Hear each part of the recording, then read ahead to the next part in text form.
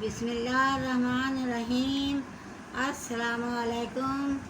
आज मैं माँ जी के लजीज खाने में आलू बुखारे और मिश्री का शरबत बना रही हूँ। ये आलू बुखारे हैं, ये मैंने इन्हें भिगो दिया था। और ये है मिश्री, ये मिश्री है इसे मीठा करने के लिए। और ये है गिलास। अब मैं इसे देखें, आपको मैं बताती हूँ। ये आलू बुखारे को हमने भिगो लिया था। अब मैं इसको ये ऐसे करके इसकी गुठलियाँ जो हैं उन्हें निकाल लूँगी। और ये इसकी जो गुठलियाँ हैं ये निकल आई हैं। और सबसे बड़ा इसका फ़ायदा ये है कि गर्मी के अंदर आलू बुखारा और मिश्री का शरबत बहुत लाजवाब होता है, फ़ायदेमंद होता है।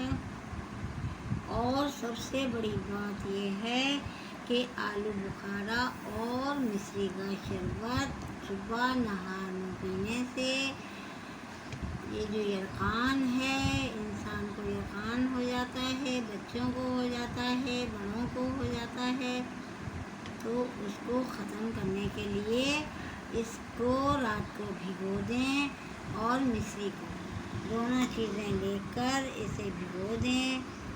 और इसको ऐसे हाथों से मसल कर और हाथों से मसल लें, ये देखिए। और इसको पिएं तो इससे यरकान ख़त्म हो जाता है। नहा मुँह पिएं। और जिसे ज़्यादा यरकान है वो इसे दिन में 2-3 दफ़ा इस्तेमाल कर सकता है। अब ये हमने आलू बुखारा और ये मिश्री है, इसका पानी है, ये देखें। अब मैं इसे ये छान रही हूँ, ये मैं इसे छान रही हूँ। ये देखिए,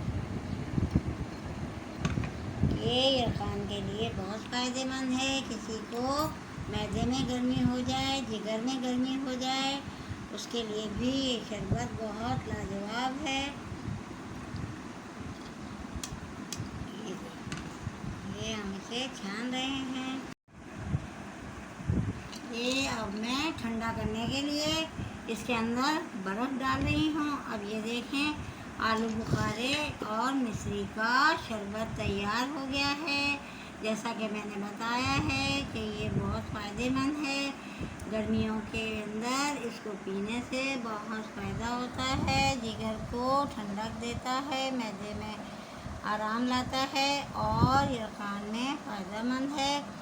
अब आपको मेरी ये आलू बुखारा मिश्री की रेसिपी पसंद आए तो आप लाइक करें, सब्सक्राइब करें, शेयर करें और आप भी बनाएं, सबको बनाकर पिलाएं।